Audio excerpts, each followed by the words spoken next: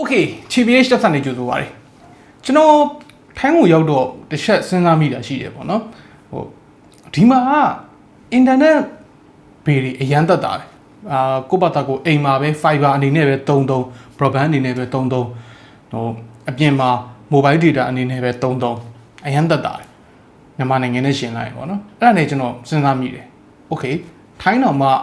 ဒီလောက်ရှိတယ်ဆိုလို့ရှိရင်တခြားနိုင်ငံတွေရောဘယ်လိုနေမလဲငါတို့မြန်မာနိုင်ငံထက်ဆိုးတဲ့နိုင်ငံတွေရောဘယ်နိုင်ငံတွေရှိအောင်မလဲဘယ်လောက်ဈေးကြီးလဲအဲ့ဒါတွေကိုကျွန်တော်တို့ဒီနေ့ဗီဒီယိုမှာပြောပြမယ်ကြော်ညာလေးပြီးရင်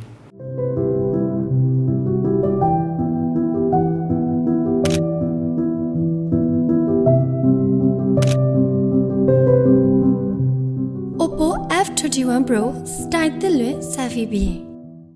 2021မှာကောက်ထားတဲ့စစ်တမ်းအရ mobile internet speed အမြန်ဆုံးက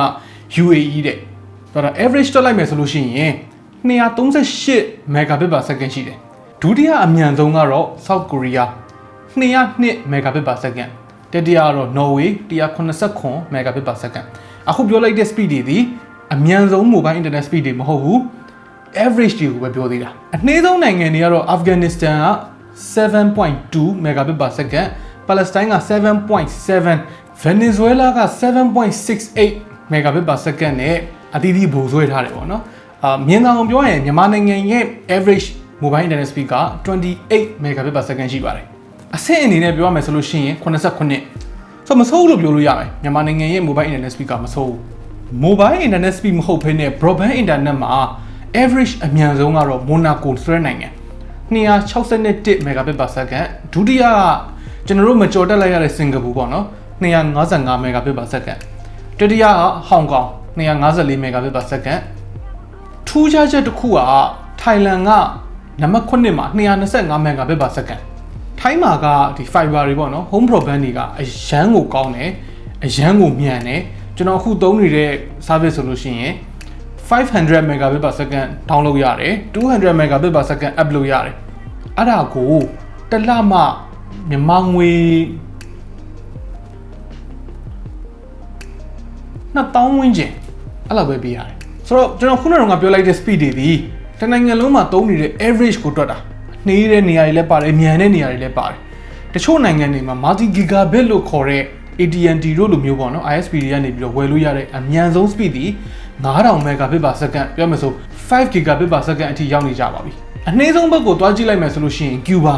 သူက broadband internet speed ရဲ့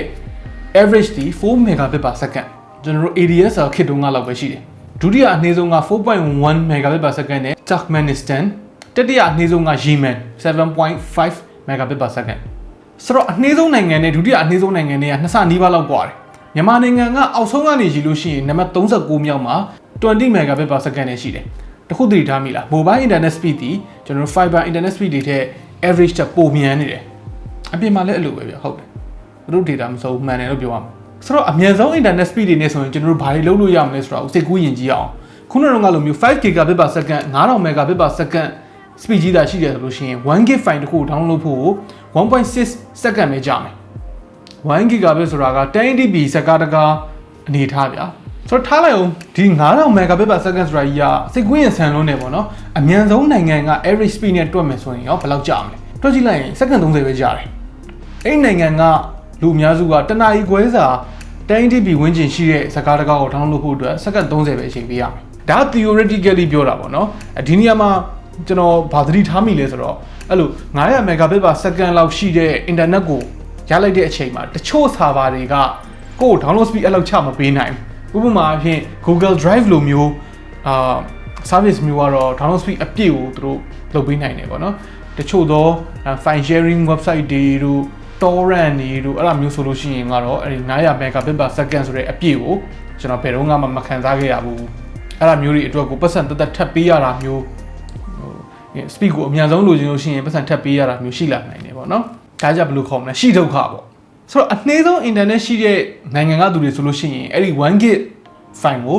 second 2000ပြောမယ်ဆိုမိနစ်30ဝန်းကျင်လောက်ပေးရမယ်မြန်မာနိုင်ငံက average speed နဲ့ဆိုလို့ရှိရင်286 second ကြာမယ် okay ဆိုတော့ speed တွေကတော့ဟုတ်ပါပြီဈေးတွေကရောမိုးပြန်နေမလားပေါ့နော်ဘယ်လိုနေမလဲဆိုတော့ broadband ဈေးတွေကနေစပြောမယ်ခုနကကျွန်တော်ပြခဲ့တဲ့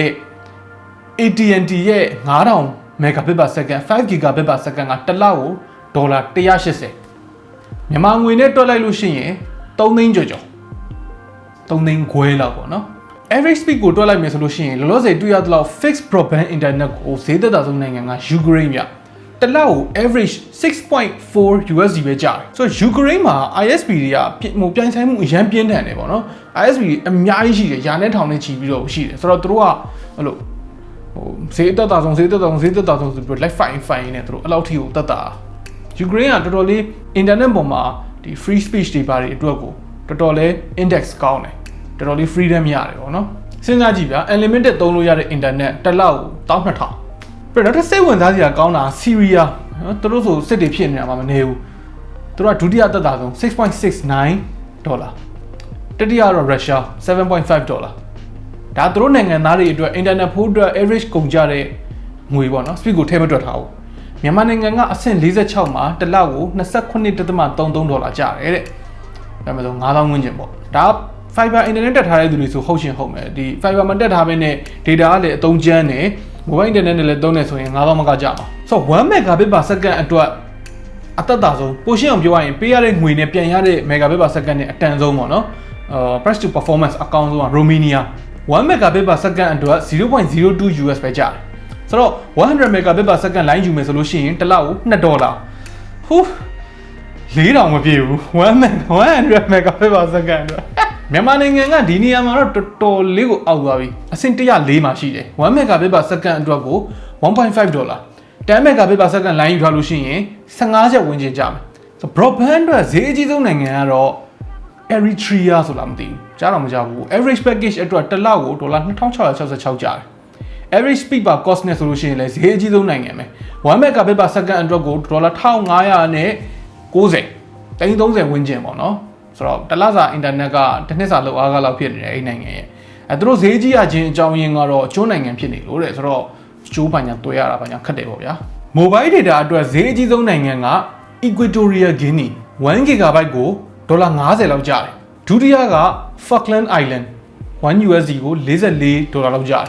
တတိယက Saint Helena $40လောက်ကျတယ်ဈေးအသက်သာဆုံးနိုင်ငံက Israel 1 GB ကို$0.05နဲ့ထိပ်ဆုံးမှာဦးဆောင်တယ်သူရဲ့နောက်မှာ Kazakhstan $0.15 Fiji က$0.19နဲ့တတိယနေရာမှာရှိတယ်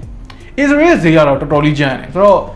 100 GB လောက်သုံးမယ်ဆိုလို့ရှိရင်$5လောက်ပဲကျမယ်အဲ့ဒီနိုင်ငံတွေမှာဆိုလို့ရှိရင် fiber ထက် mobile data ကိုပဲသုံးတာများတယ်လို့ပြောတယ်မြန်မာနိုင်ငံလိုပေါ့မြန်မာနိုင်ငံကတော့ဒီအတိုင်းပဲ1 GB ကို2000ဆိုတော့1 GB ကို$1ကျော်ကျတာပေါ့ Okay ဒါလို့ဆိုလို့ရှိရင်ကမ္ဘာပေါ်မှာတခြားနိုင်ငံတွေရဲ့ internet အခြေအနေဘယ်လောက်ရှိတယ်သူတို့တွေဘယ်လောက်ကုန်ကျနေကြတယ်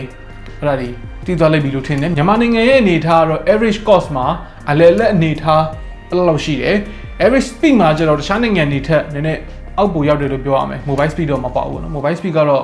above average လို့ပြောလို့ရတာပေါ့ဆိုတော့ကျွန်တော်တို့ဒီနေ့ video အတွက် reference ယူထားတဲ့နေရာတွေက speed အတွက်ဆိုလို့ရှိရင် speedtest.net cable အတွက်က cable.co.uk world population review အဲ့ဒါယူထားတယ်2021ဝန်းကျင်လောက်က